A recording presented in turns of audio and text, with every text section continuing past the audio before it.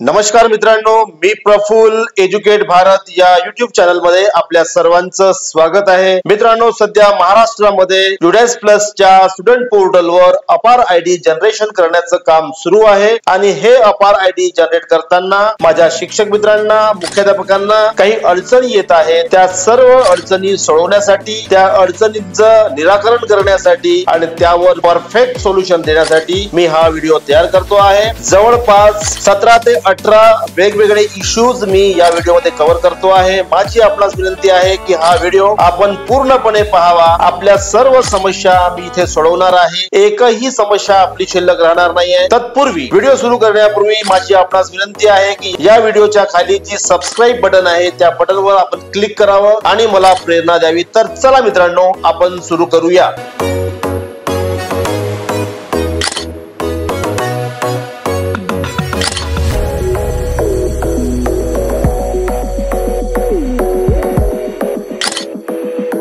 मित्रांनो, अपार ID generate करत असताना पहिला जो इश्यू येतो आहे तो म्हणजे मॅक्झिमम अकाउंट लिमिटचा इश्यू येतो आहे, मोबाईल नंबरचा इश्यू येतो आहे। त्यावर अत्यंत सोपं असं सोल्युशन आहे। चला मग मी सुरू करतो आहे। हा आपला डॅशबोर्ड आहे आणि या डॅशबोर्डच्या व्ह्यू आणि मॅनेज वर क्लिक केल्यानंतर आपल्या समोर विद्यार्थ्यांची यादी येणार आहे आणि इथे मी जीपी वर क्लिक करतो आहे। त्यानंतर 4.1.10 मध्ये जो मोबाईल नंबर दिलेला आहे तो मोबाईल नंबर एकतर विद्यार्थ्यांचा किंवा पालकांचा किंवा वडिलांचा हवा आहे, परंतु या ठिकाणी मुख्याध्यापक यांनी स्वतःचा मोबाईल नंबर एंटर केलेला आहे आणि एका मोबाईलवर मॅक्झिमम 5च अपार आयडी तयार होऊ शकतात आणि म्हणून की सर्व विद्यार्थ्यांच्या जनरल प्रोफाइल मध्ये जाऊन मोबाईल नंबर चेंज करावा, म्हणजे आपला हा इश्यू सॉल्व्ह होईल, आपल्याला हा एरर पाहायला मिळणार नाही। त्यानंतर दुसरा प्रश्न अत्यंत महत्त्वाचा आहे मित्रांनो, अपार आयडी जनरेट करताना काही चुका होत आहेत आणि या चुकांचं प्रमाण फार जास्त आहे। त्यावर कमेंट्स आलेले आहे, अपार आयडी जनरेट झाला पण दुसऱ्या पालकाचे नाव आले, आता काय करावे। मित्रांनो, अपार आयडी जनरेट करण्यासाठी आपल्याला आई किंवा वडील किंवा पालक यांचा कन्सेंट फॉर्म घ्यायचा आहे, त्यांची संमती घ्यायची आहे, तो फॉर्म भरून घ्यायचा आहे आणि त्या फॉर्मचा मराठी नमुना मी या व्हिडिओच्या डिस्क्रिप्शन मध्ये देतो आहे। फॉर्म वर आपल्याला आई किंवा वडील किंवा पालक यांचं आधार कार्ड वर किंवा पॅन कार्ड वर किंवा पासपोर्ट वर किंवा ड्रायव्हिंग लायसन्स वर किंवा वोटर आयडी वर जसं नाव आहे तसंच्या तसं नाव लिहायचं आहे आणि त्यांचा जो नंबर असेल तो नंबर आपल्याला फॉर्म मध्ये भरायचा आहे। अपार आयडी जनरेट करताना घाई करण्याची अजिबात गरज नाही। जर आपण घाई केली तर अशा पद्धतीच्या चुका होऊ शकतात आणि या चुका दुरुस्त करण्याची प्रोव्हिजन सध्या तरी युडेस प्लस च्या स्टुडंट पोर्टलला नाही आहे। त्यामुळे जर अशी चूक झाली असेल तरी घाबरून जाण्याचं काही कारण नाही आहे, यावर पुढे आपल्याला संधी मिळू शकते।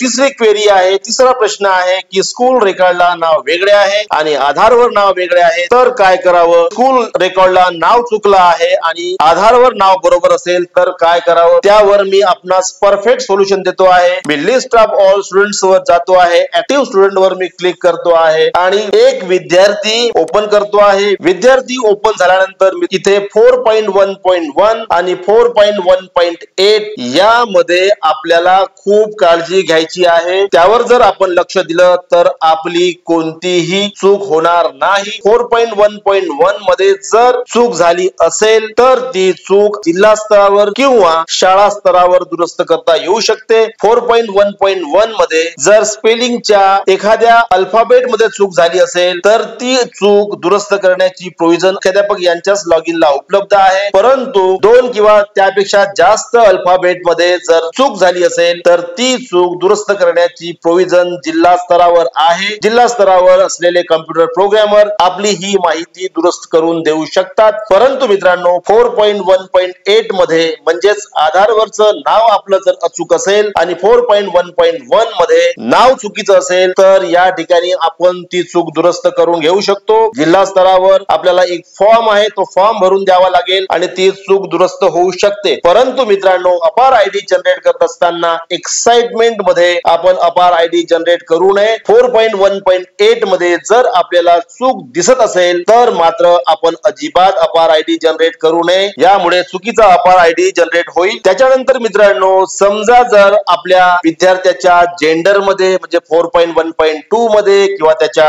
डेट ऑफ बर्थ मध्ये किंवा शाळेच्या मॅनेजमेंट मध्ये किंवा शाळेच्या लँग्वेज ग्रुप मध्ये काही चूक झाली असेल तर ती सर्व चूक दुरुस्त करण्याची प्रोव्हिजन जिल्हा स्तरावर कार्यरत असलेले कम्प्युटर प्रोग्रामर या चुका दुरुस्त करून देऊ शकतात. त्यांच्याशी आपल्याला संपर्क करायचा आहे. त्यांना कसा संपर्क करायचा ते सुद्धा मी आपणास या व्हिडिओच्या दरम्यान सांगणार आहे. पुन्हा एक समस्या आपल्याला पाहायला मिळते, ती म्हणजे students name in the school record should be similar to that the name as per Aadhaar. म्हणजेच 4.1.1 आणि 4.1.8 हे दोनही नाव आपले अचूक असले पाहिजे. जर बेसिक डिटेल मधलं नाव चुकीचं असेल आणि आधारचं बरोबर असेल तर अपार आयडी जनरेट होणार नाही. आधारवरचं नाव बरोबर असेल आणि 4.1.1 मधलं नाव जर चुकलं असेल तर आपला अपार आयडी जनरेट होणार नाही. त्याच्यानंतर मित्रांनो, आणखीन एक इश्यू आपल्याला अपार आयडी जनरेट करताना येऊ शकतो. Aadhaar details could not be validated. Please verify Aadhaar number, name as per Aadhaar, gender and date of birth. तर मित्रांनो, आपण ज्या विद्यार्थ्याचा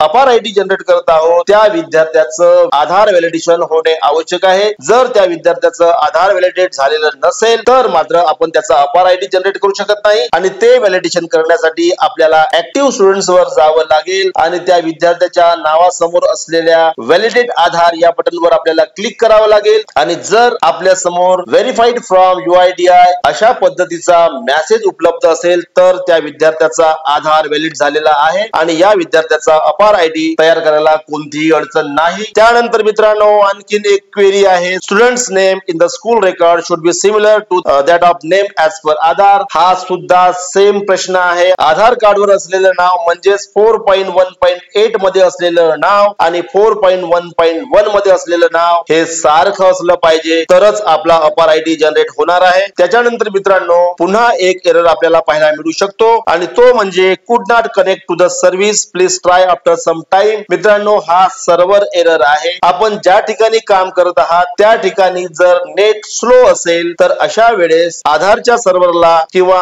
UIDAIच्या सर्व्हरला डायरेक्ट कनेक्ट होऊ शकत नाही आणि अशा वेळेस ही समस्या येऊ शकते आणि ही समस्या फार कमीदा येते आणि त्यामुळे अपार आयडी जनरेट करायला आपल्याला कोणतीही अडचण जात नाही. त्याच्यानंतर मित्रांनो, असाच सेम इश्यू पुन्हा येऊ शकतो आणि तो म्हणजे same error occurred on the server side. सर्व्हरशी कनेक्शन जर आपलं डिस्कनेक्ट झालं किंवा आपल्या नेटची स्पीड कमी जर झाली तर त्या विद्यार्थ्याचा अपार आयडी जनरेट होणार नाही. याचा अर्थ त्या विद्यार्थ्यांच्या माहितीमध्ये कोणतीही अडचण नाहीये, माहिती अचूक आहे. परत आपल्याला ट्राय करायचं आहे आणि तेवढं करून जर होत असेल तर मात्र एकदा लॉग आउट करायचं आहे आणि पुन्हा लॉग इन करून सेम अपार आयडी जनरेट करायचा आहे. त्याच्यानंतर मित्रांनो, काही लोकांच्या अशा क्वेरीज आहेत की स्टुडंट इन प्रोग्रेस दिसतात तर अपार आयडी तयार होईल काय? तर मित्रांनो, सुरुवातीला जनरल प्रोफाईल हा जो टॅब हा जरी आपण व्हेरीफाय केला तरी आपण विद्यार्थ्यांचे अपार आयडी तयार करू शकत होतो. परंतु आता जोपर्यंत आपलं जनरल प्रोफाईल, एनरोलमेंट प्रोफाईल आणि फॅसिलिटी प्रोफाईल अपडेट होणार नाही आणि एंट्री स्टॅटस कंप्लीटेड येणार नाही तोपर्यंत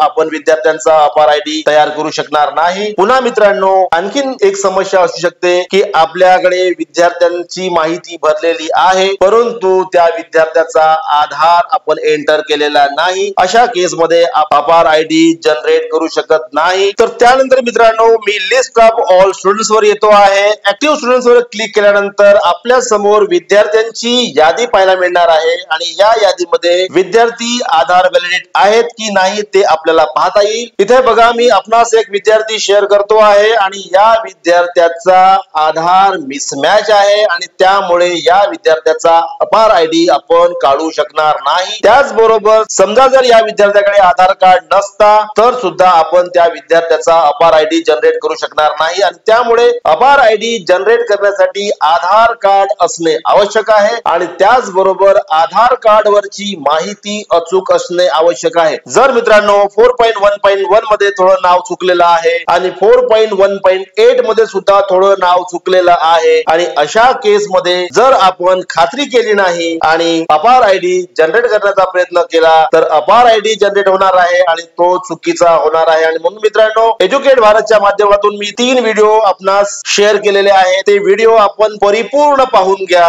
त्याच्यावर विचार केल्यानंतरच आपण अपार आयडी जनरेट करावे, अदरवाईज ते चुकणार आहेत आणि चूक झाल्यानंतर त्यावर सध्या तरी आपल्याकडे सोल्युशन नाही। मित्रांनो, त्यानंतर एक महत्त्वाचा प्रश्न पुन्हा विचारला गेलेला आहे, ती समस्या आहे आणि ते म्हणजे विद्यार्थ्यांच्या 4.1.1 मध्ये जे नाव आहे ते सर्व एकमेकाला चिकटलेलं आहे, एकमेकांना अटॅच आहे, त्यामध्ये स्पेस नाही। अशा केस मध्ये आपल्याला त्या विद्यार्थ्याचं नाव चेंज करून घ्यावं लागेल आणि ती प्रोव्हिजन डिस्ट्रिक्ट लेवलला दिलेली आहे। डिस्ट्रिक्ट कम्प्युटर प्रोग्रामर तो बदल करून देऊ शकतात आणि त्याचबरोबर 4.1.1 मध्ये मुलीच्या नावासमोर KU अशा पद्धतीचं प्रिफिक्स लावलेलं असेल तर मग ती दुरुस्ती सुद्धा जिल्हा स्तरावर होणार आहे। त्याच्यानंतर मित्रांनो, आणखीन एक महत्त्वाची गोष्ट सांगतो आणि तो म्हणजे विद्यार्थ्यांच्या वर्गामध्ये सुद्धा चुका झालेल्या आहेत। अपार आयडी जनरेट करत असताना निव्वळ आपल्याला आधारवरची माहिती किंवा 4.1 वरची माहिती चेक करून होणार नाही, तर विद्यार्थी चुकीच्या वर्गात जर असेल तर तो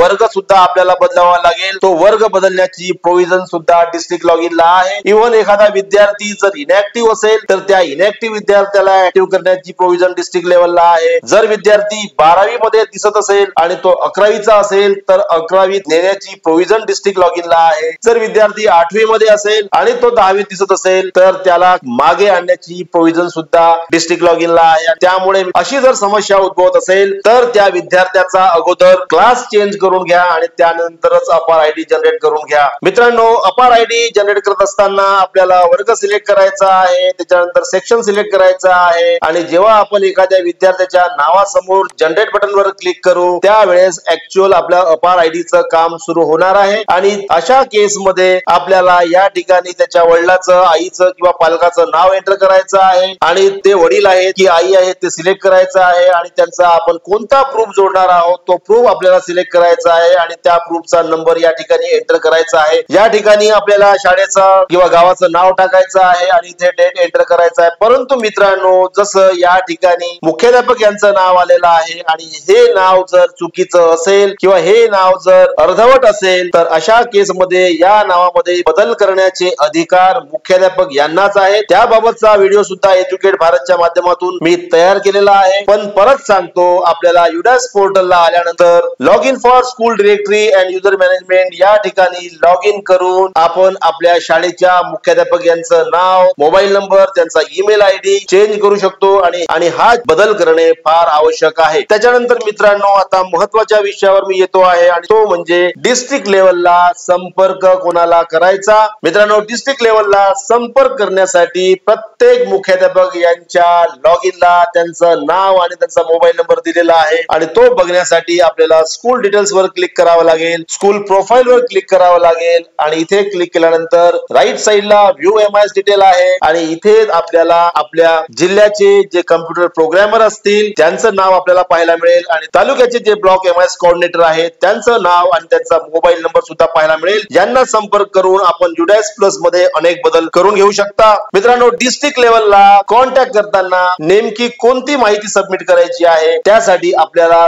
चूज अकॅडमिक इयर वर क्लिक करावं लागेल आणि बघा या स्क्रीनच्या खाली फॉर्म सेंटर दिलेला आहे। या फॉर्म सेंटर वर गेल्यानंतर 2 फॉर्म डाउनलोड करता येतात। पहिला फॉर्म जो आहे तो म्हणजे न्यू एंट्रीचा आहे। आपल्या शाळेतल्या अनेक विद्यार्थ्यांची नावं अजूनही पोर्टलला आली नसतील, त्या विद्यार्थ्यांची माहिती ग्लोबल सर्च करूनही आपल्याला मिळत नसेल, त्यांचा पेन नंबर मिळत नसेल तर आपण त्या विद्यार्थ्याला इम्पोर्ट करू शकत नाही। खाली ग्लोबल सर्चच्या माध्यमातून आपण विद्यार्थ्यांना सर्च करू शकता आणि त्यासाठी सुद्धा मी एज्युकेट भारतच्या माध्यमातून व्हिडिओ तयार केलेला आहे आणि एवढं सगळं करून जर आपल्याला त्या विद्यार्थ्याचा पेन नंबर मिळाला नाही तर मग आपल्याला एक फॉर्म भरून द्यावा लागेल आणि तो फॉर्म आपण डिस्ट्रिक्ट लेवलला सबमिट करू शकता आणि त्याचबरोबर एक गुगल लिंक पण आपल्याला शेअर करण्यात आलेली आहे. त्या लिंकवर त्या विद्यार्थ्यांची माहिती भरू शकता. पण मित्रांनो, विद्यार्थ्यांच्या नावामध्ये, त्याच्या वर्गामध्ये किंवा त्याच्या जेंडर मध्ये किंवा डेट ऑफ बर्थ मध्ये कुठेही काही बदल झालेला असेल, बेसिक डिटेल मध्ये काही बदल असेल, तर तो बदल करण्याची प्रोव्हिजन डिस्ट्रिक्ट लेवलला उपलब्ध आहे आणि डिस्ट्रिक्ट कम्प्युटर प्रोग्रामर आपल्याला मदत करण्यासाठी तयार आहे. त्या सर्व समस्या ज्या आभार आयडी जनरेट करत असताना आपल्याला भेडसावत आहेत, त्या सर्वांची उत्तरं मी या व्हिडिओमध्ये दिलेली आहेत. आभार आयडी जनरेट करत असताना कोणताही प्रश्न मनात आला तर आपण तात्काळ व्हिडिओच्या कमेंट मध्ये आपण कमेंट करावं, त्याचं उत्तर देण्याचा मी प्रयत्न करीन. की आपण या चॅनलला सबस्क्राईब करावं, व्हिडिओला लाईक करावं आणि हा व्हिडिओ सर्वांना शेअर करावा. परत भेटू एक नवीन महत्वाच्या व्हिडिओसह. तोपर्यंत सर्वांना माझ्या खूप खूप शुभेच्छा. Thank you so much.